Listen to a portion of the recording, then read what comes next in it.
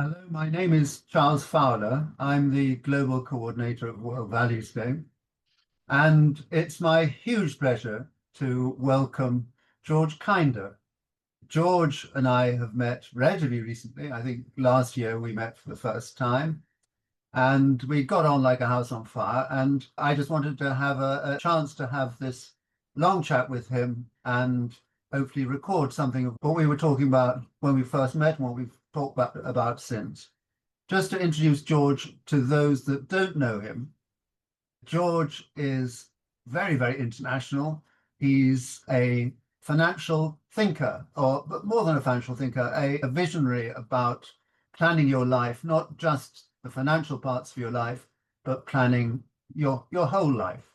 So integrating financial planning into a whole life view of the people he's talking to. So for many decades, he's moved the whole of the financial services industry in America, where he comes from, and in the rest of the world, really, including UK and the rest of Europe, in a quite a revolutionary direction, placing, as I say, a person's personal aspirations at the center of their financial planning.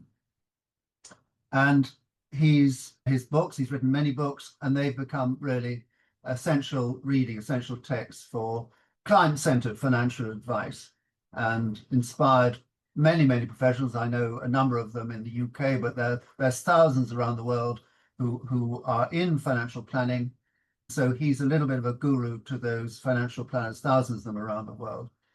And he's well known not only for his financial planning work, but also for, and this really feeds into the whole person approach that he has to financial planning, photography, poetry, and spirituality.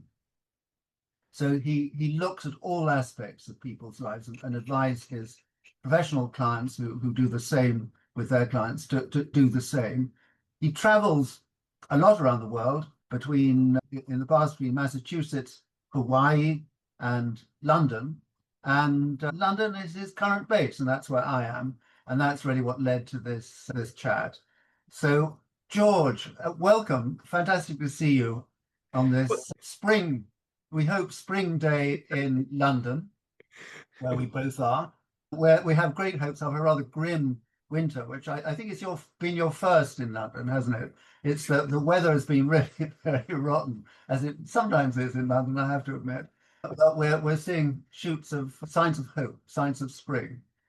Yeah, it's wonderful to be here. Wonderful to be here with you, Charles. And yeah, it was my first real winter in London, but I did escape for some of it, which was maybe cheating, but going back to some home bases for me. But wonderful to be here with this in this spring. And I think your movement and being here with this topic of conversation, we're talking about regenerating, and we're talking about a generative form of humanity coming more to the foreground. So it's Wow, just well, wonderful to be you're here. diving right in there. So before we dive right into these big subjects, which we touched on before, and hopefully we'll touch on a bit later today, just tell me, because I mentioned Hawaii, and I know Massachusetts, where you spent an awful lot of your life. I know London obviously very well, because that's where I've lived for 50 years. But Hawaii, I don't know at all, and I'm always intrigued by it. I never even visited. And Oh, you live in Hawaii in an island called Maui, I think. And what was Hawaii? Why connection with Hawaii, George? And what does Hawaii mean to you? Because I know it means a lot. it does, Charles. And if you get there and feel what I feel, my recommendation is to pack all of your belongings before you go because you're not going to want to come back. I mean, it's just it's a paradise really in so many ways, and it really is, and not just the myth of it. Of course, condos and that kind of thing are getting in the way of some of it. But I live out really rural, a couple of hours from anywhere that one might call civilization, in a small indigenous community. So with the majority of the population is native Hawaiian. And I moved there for a significant part of every year for I've been there for decades really and raised my kids there, got married there and returned there every year for a period of time, several months at least. And the reason is it's not just the kind of the weather and the and all of that. It's wonderful to be in an indigenous community, in a community where the values are different from ours and are outspoken and really mean something. The main value, and I sign all of my emails, as you know, much aloha. And aloha is kind of it's like namaste in Nepal. It's like shalom in Israel. It is passing of a blessing from one person to another, regardless of economic difference.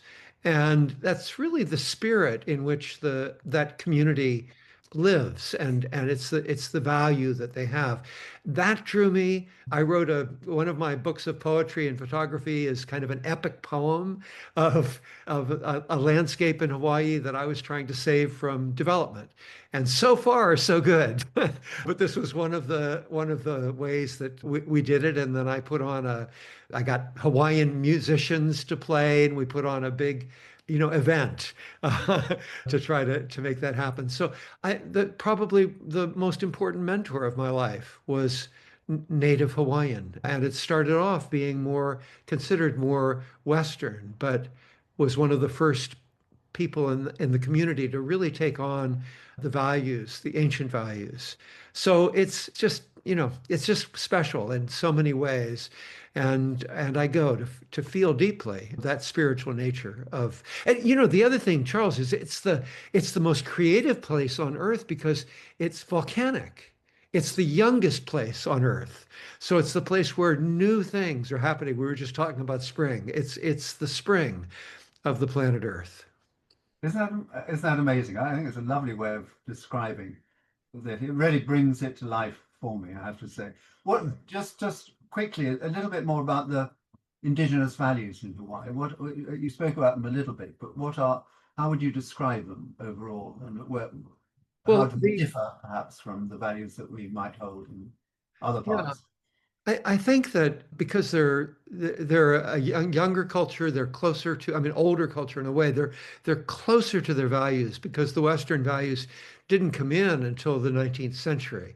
And then at first they came in, in a beautiful way, but very shortly thereafter, kind of the Western aggression and totalitarian nature of our values kind of impinged. And so they've come back to what they care about most. And I think aloha is the spirit that touches more than anything. But we love their music. We homeschooled our children there for 1 year and had a native Hawaiian kumu or teacher bring them the music and the language and the values so that our children would feel what it is to live in a different culture and one that's still close to the root. They fish and they when they come in off the boat, they're distributing it to, I mean, it's not a cash economy. It's a gift economy. And so we just are on the outer edge of that. We get to participate a little bit, but it's wonderful to be there. Yeah. That's wonderful. And so in a way, it's had a big effect on your own personal values and the values of your family, Yeah. clearly by what you're saying.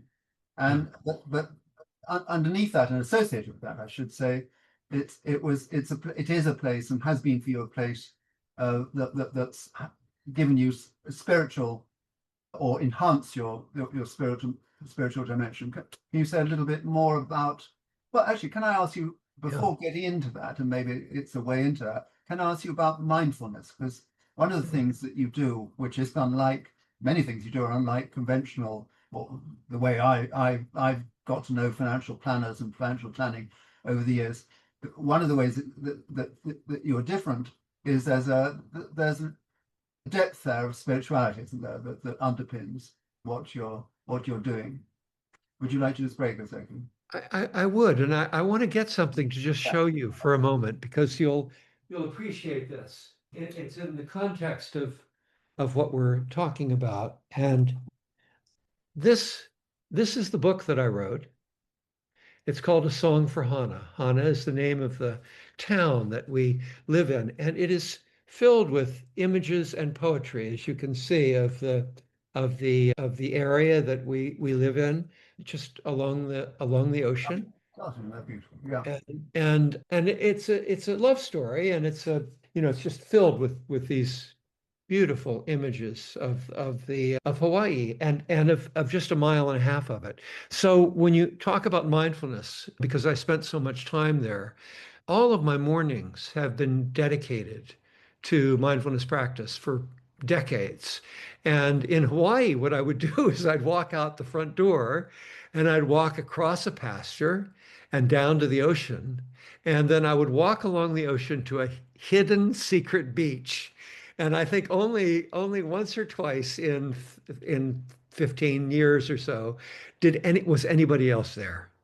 And I went down to that beach, and then I would spend 2 or 3 hours walking back and forth on the beach, and then sitting, and walking back and forth on the beach, and then sitting. And my practice was to understand the nature of the present moment.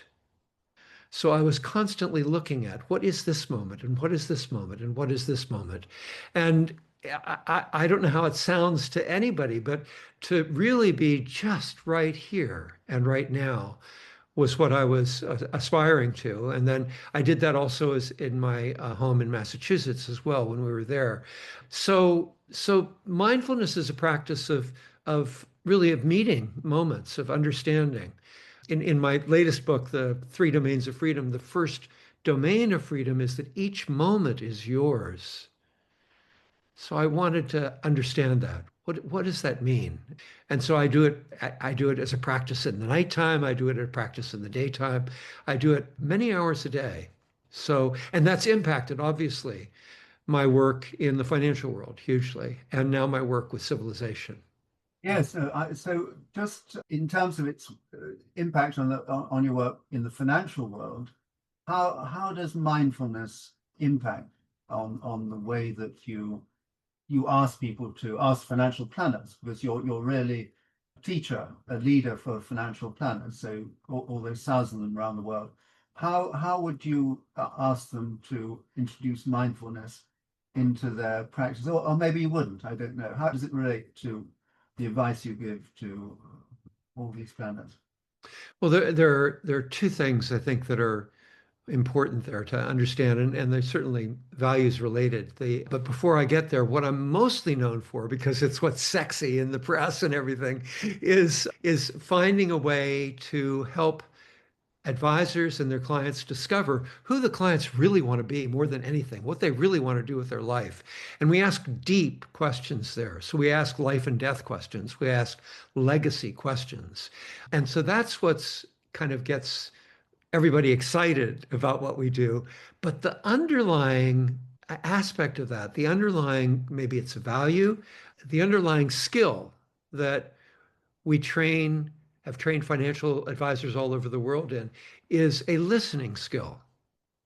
And listening, we all feel the value. We know the value of listening. When someone really listens to us, we feel immediately like they're a good friend and like they understand us in a way. I mean, there's just something marvelous about it and humane. And mindfulness, what people don't realize is a couple of things. Mindfulness is a practice toward the mastery of the present moment. And the only way that you can do that is by letting go of your thoughts of yourself. So your ego, all of that, just practice letting go of all of those thoughts. And that approach to the present moment means that you're actually doing what I would call inner listening. You're listening to yourself, but not as an I, me, or mine, just the sensations, the experiences, all of those kinds of things. So we don't train the advisors to introduce mindfulness to their clients. We train them to be great listeners. And the root of that listening is this quiet listening inside oneself so that one can let go of oneself, be selfless in relation to clients. And it's kind of the value that I'm promoting right now, which is to put other people first, so the advisors that I train put the clients first ahead of their own self-interest. Yeah, so this is, I mean, just absolutely essential ability of any advisor really, advising anyone in any aspect of human life. I mean, if we're not listening attentively, if we're not taking in the other person, if we're just putting our own ego in the way, then we're not really going to give very good advice. But we're not going to take in them as as it were, the whole person and their history as well. Yeah. One of the things that struck me that when I looked through the books that you're written, and I've got one or two which I'm making my way through, but one I haven't read is a book called Transforming Suffering into Wisdom. And you said earlier that you suggest that advisors ask very deep questions of their clients, and so that perhaps suggests, you're really wanting them to look into the bad things in their life as well. Is, Yeah. is that fair, or is that something that forms part of your approach? Yeah, yeah, yes and no. The way that the intent of what you're saying, absolutely, we're there. But the languaging of it to look into is a language that in a way comes from through the whole therapy movement, where we look at the past and we resolve things that occurred in the past, and that's a way to heal. And what I discovered early on, I studied with many of the great, psychotherapists of the day in back in my early adulthood, and huge number of my clients in Cambridge were top psychotherapists in that area and in the world. And and then I went to all their workshops so I could learn from them. What what I learned from all of that work, from studying with their great teachers and everything, was that for a financial advisor and for most human beings, the skill that is required, the only skill that's really required to move someone forward, is great listening that encompasses two emotional aspects: empathy for the dark side, the transforming suffering into wisdom, and in a way, empathy for what inspires them, so that you get excited about what inspires them. So rather than investigating or looking into those troubled times, what I trained advisors to do was simply to empathize in a way that the client could feel it and move through it without the necessity for conversation, without the necessity for looking into. So it was much, much more rapid. I know I've shared with you this amazing statistic that listening, yeah, science now says listening is 100 million times as fast as thinking. And so what we're working with is the technology of listening. How does listening actually work? And the client knows that you're listening. They can feel it. Just they're listening to you as you're listening to them. So all that's really required to get through most difficult experiences that plague us is really high quality empathy, just kindness, really, ultimately. Yeah. That's amazing, and I think this is a really, really radical approach, isn't it, to giving of financial advice, and it's really looking at it in my language, which is usually the language of values. It's entirely a values-based approach, and in the sense that it's human to human. It's taking in the other person as an all-round full human being. How did you get into the financial planning in the first place, though, George? I mean, we jumped right into a lot of other things, into very deep things. But just take me back a little. Let's roll back a little, and just how did it all start? How did you get into it? Because I know Well, you went. Yeah, go on.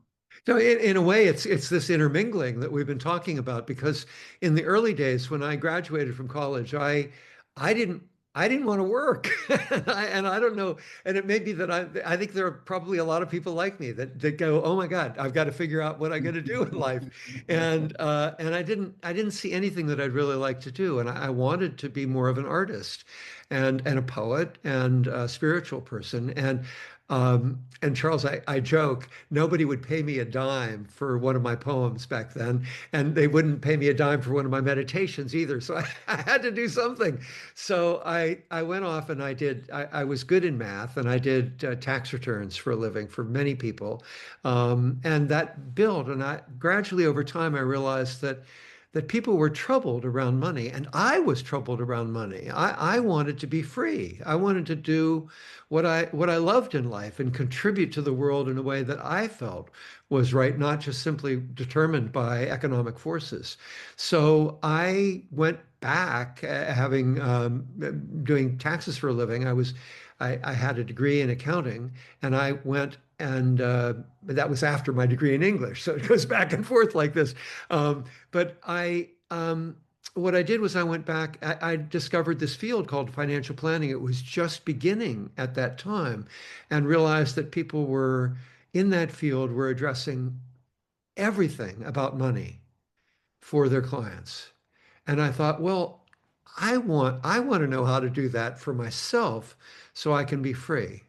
So it was selfish at first, but it was value-based for myself.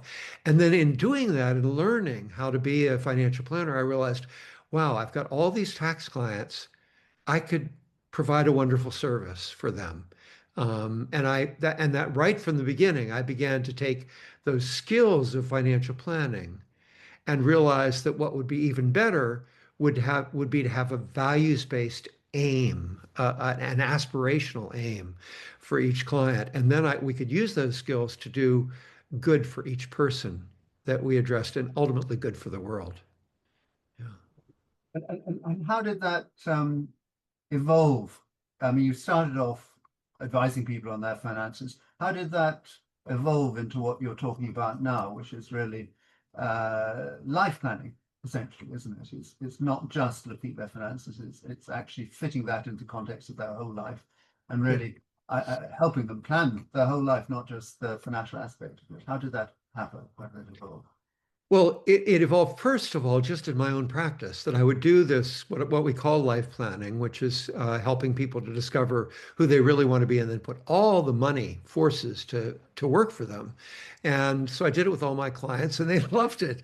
And so I happened upon, I got asked to give a national speech. And it's too long a story to tell you how that happened, because although it's quite amusing, but because I wasn't anticipating doing it at all. But suddenly I became a bit of a phenomenon in the financial planning world in America from giving that speech, and created a think tank. And then lots of people began studying what it was I was talking about, and bringing their own ideas to it. So it was a very vibrant community. And from that, I realized that even then, I wrote a book called the Seven Stages of Money Maturity, which really launched the movement. But even then, I felt that advisors were too much trying to do therapy, because therapy is the main model that we have for looking deep inside of ourselves at our troubles and trying to figure out how to fix them. And I realized that there was something in a way much simpler, much more elegant, that would work for most people, and inspire people rather than have people really go through in a lengthy process, which I value greatly, the troubles. We found a way for them to go through those troubles, feel them deeply, but really to move toward inspiration fairly quickly. And so I launched that within the movement that I'd already kind of helped create. And that became life planning. And now we have thousands of people all over the world who do that work. Yeah. And are they synonymous with financial planners? Life planning is an evolution of financial planning, is it really? Mostly that's the case. There's some people like yourself who started it with a legal background. There's some people who were psychologists who came in. There's some people who are coaches who've come in. But I would say 8, 9 out of 10, maybe more, can come in as financial planners, or wealth advisors of some sort or other, financial advisors. Yeah. Okay, so really, it's as you were saying, as you described, it's been an evolution of this whole industry sector of the financial world, and you've moved it along the way. I mean, obviously not Yeah. all financial planners are adopting this approach, I would guess, but really a hell of a lot of them around the world are Yeah. now working on a much more holistic basis with their clients, which is wonderful. And then that evolved into something else, because you were telling me with huge enthusiasm about uh, something called fiduciary in all things, fiat. Now, how did that's another step along the way, isn't it? How did that come out of Yeah. life planning? Well, I'm well beyond retirement age, just as you might be as well, Charles. And but so I was coming near it and around it and the great what they call the Great Recession, the banking crisis of 2008, 2009 occurred, and I looked at what happened, and I took it personally Mhm. because I thought I'd worked all my life to do something to change the industry to make it a better place, the profession in particular. And here people were losing their jobs, they were losing their homes, people all over the world were impacted. And I got quite upset about it. And I thought, I haven't finished my work. I haven't finished my work in the financial world. So I went on a world tour. I got given a speaking engagement with, I think it was the chartered, not chartered financial, the CFA community. And so I went to places in Asia and I went all over the world. And I hosted what I called Golden Civilization Conversations, where I asked people everywhere I went in every country, if we got there, if we were to get to a golden civilization, what would it look like? And if people were in a lot of doubt, I'd say, hey, put it out 1,000 years if you want, or put it out 200 years. I'm going to aim for just 20, but let's, put it out so you feel comfortable with what it would look like. Tell me what it would look like. And you would love this, and your community would love this because they spoke about what their values were. They spoke about kindness and generosity. They spoke about a world of truth where truth was spoken by the large institutions. If they were in countries that were undemocratic, they spoke about wanting democracy. They wanted an end to corruption everywhere. I mean, the values that you stand for, these are everywhere in the world, and people were saying this is what we want. And I came through it at the end. So, and I took the specific values that they had come up with, and I thought COVID then hit, so I couldn't tour anymore. And I thought, what what could we? Is there something we could do really simply that would make a difference in all of these countries where we could just implement something? What would it be that would unite all of the countries? And one of the thoughts was that it had to do with my community, which of financial advisors, that all consider themselves fiduciaries to their clients, meaning they put their clients' interests ahead of their own. And I thought, well, isn't that what people all over the world were speaking to? That they want powerful forces, governments, corporations, nonprofits, always to put the people first, to always put the planet first, always put the truth first and democracy first ahead of their own self-interest. So I put that into one proposition, one single sentence legislative proposal. And I thought, let's call it fiduciary in all things, or fiat, F-I-A-T. And so that's launched me into a whole nother endeavor, which has brought me here, Charles, to London. But it's a global endeavor, and it's exciting because it's a way with one piece of legislation. I mean, the question that I might ask your community that I think would be a wonderful question to ask them is, can a single sentence piece of legislation change the world and bring in the kind of values that you have spoken to for so many years? And that's really what I think Fiat is attempting to do, to make that happen. What Yeah. is this? What is the sentence, and how will it change the world? So maybe I'll read the sentence and then I'm going to summarize it in an even simpler way. But this is the sentence that is a legislative proposal that I'm promoting in various cultures. It's very simple. It reads this, and this is from my latest book, The Three Domains of Freedom. So this book built to that. And the third domain of freedom is civilization is yours. We've just talked about each moment is yours and your life is yours. So fiduciary in all things is about civilization being ours. And so this is how it reads.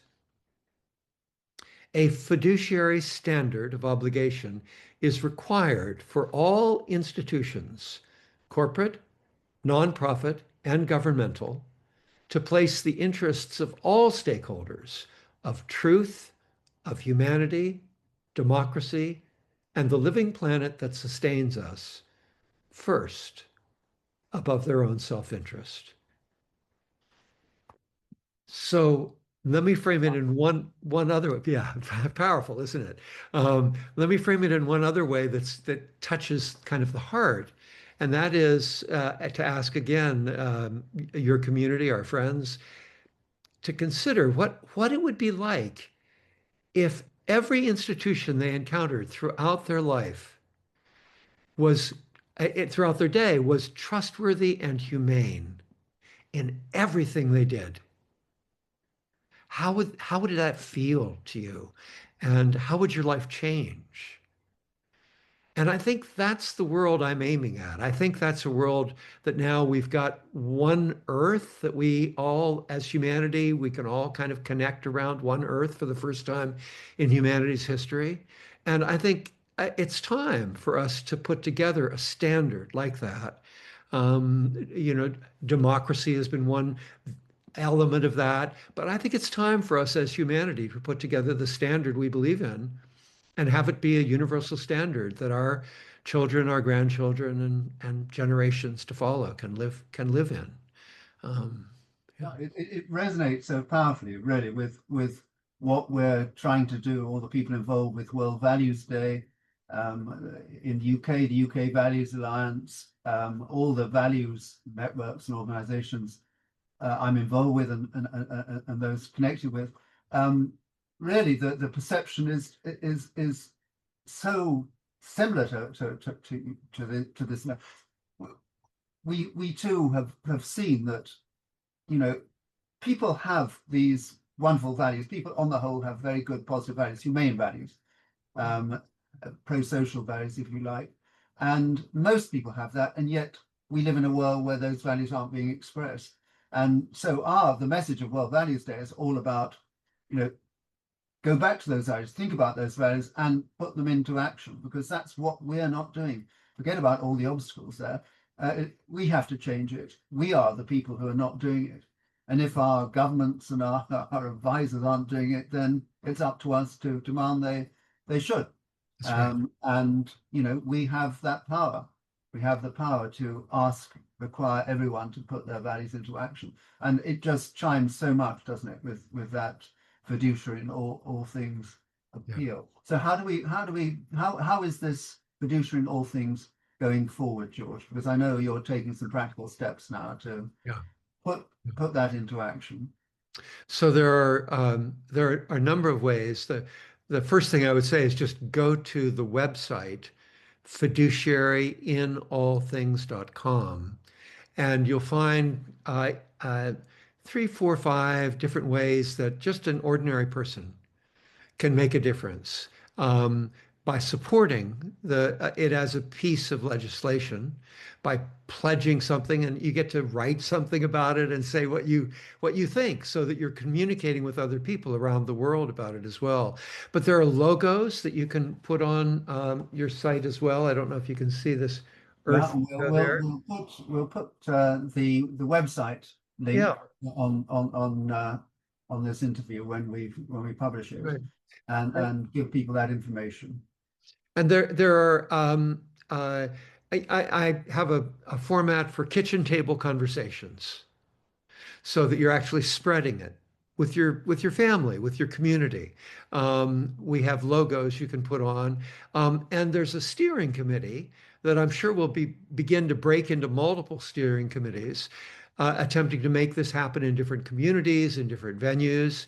Right now, there's a big event being planned in Boston, which was, where I spent a lot of my time. I'm very excited about it. That's just dedicated to fiduciary in all things, and bringing people from academics and businesses and nonprofits all together to look at how can this one community begin to make a difference in different ways. And the reason that I'm here in the UK is because actually the UK government, believe it or not, Charles, they gave me a visa as an innovator founder to launch a startup bringing fiat into businesses as a productivity tool, as a way to launch much higher productivity in businesses. And the single statistic, there are many statistics for this, but the single statistic that kind of you're stunned by is that inspired workers, if they're really inspired, and we're inspired by values, so inspired workers are 125% more productive than just satisfied workers. 125%. So for businesses, it means that you can be much more profitable. It means that you can, by building more listening in and more mission-driven purpose in, you're building a sustainability into organizational structures that is something that could move forward in fabulous ways. But you're also helping your bottom line, yeah, in a terrific way. Yeah, no, no, and there's lots of research, isn't there? I mean, I know from the values perspective, there's lots of research showing that values-based businesses, values-based organizations generally are healthier, more productive. Retention of staff is better. All motivation, all these aspects are measurable, have been measured, and it's really the same thing that you're talking about, really. And this is a way of mobilizing people with a single rallying call, I guess, rallying cry, and to put other people first, which I think is exactly what we need in the world. If we do that, not saying we can't go wrong, we certainly still can go wrong, but we've a lot of what's wrong with the world is to do with putting ourselves first, not the other. So I think it's just absolutely a potential game changer. So thank you so much, George. I think it's been absolutely fascinating. And just give me, before we wrap up, the name of your new enterprise in the UK, which, as you say, is encouraged by the government under this special, rather enlightened scheme. Well, I pronounce it the Moules. It's Moules, but I realize in French they don't pronounce the S at the end. But it's the Moules, and it's the Moles as website in muscles, is that as right? in muscles, and it's Yeah, the I Moules. mean, this is a sort of I thought when I had it, am I hearing right? The Mules? Yeah, You've yeah, got a new enterprise called the Muscles. yeah. Why the Muscles? Why the Mules? Well, there are a couple of reasons. One is that there's a lovely little island out. I've spent summer vacations with my family in Cornwall a fair amount, and there's a little island just beyond where we stay, just out from a point, and everybody calls it the Mules. They don't spell it the way I spelled it, but that's it. That's what it's called. So, and it's, to me, it's a place of visioning. It's a place of meditation. But as I thought about it, what mussels do in an aquatic way is that they filter the water of all its impurities. So they make it pure again. It's like they're bringing values, the values of sustainability, of organic quality, back to water. And so that's in a way what we're trying to do at the And, Moors. and they're all doing it in their own little way, millions of muscles around. Millions of So mussels. that's the analogy, I guess, isn't it? Yeah, It's not fantastic. I love yeah, that. yeah, yeah. Okay. George, thank you so much. It's been wonderful to talk to you, and wonderful to hear about fiduciary in all things, but Also, the whole way that really came together, and really, I think it's a you've issued a clarion call, I think, to I think all people who have the same concerns about the state of the world, not just about the state of their own finances, but the state of the world, really. And this is a call to action. Thank you so much, George, for coming along and giving that clarion call today. Thank you so much. Wonderful, Charles. Thank you so much. It's been a pleasure.